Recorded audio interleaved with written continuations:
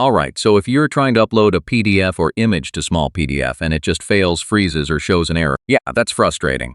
But most upload issues are caused by browser problems, file limits, or unstable internet, not the tool itself. So in 2026, let's go step by step and fix the file upload error. First, check your internet connection. A weak or unstable connection is the most common reason uploads fail. Next, refresh the page and try again. Sometimes the session just glitches and a reload fixes it instantly. If your file is too large, it may not upload properly. Try compressing it before uploading. Now check your file name. Avoid special characters like symbols or emojis. They can cause upload errors. If it still doesn't work, switch browsers.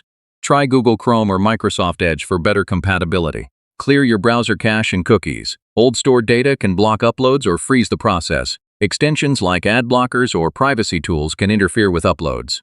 Disable them temporarily and try again. Open Smallpdf in incognito or private mode. This disables extensions and gives a clean session. Make sure your file format is supported. Smallpdf works best with PDFs, JPGs, and common document types. Finally, restart your device. This clears temporary issues and resets your browser system. So yeah, that's how to fix Smallpdf file upload errors in 2026. Follow these steps and your file should upload smoothly again.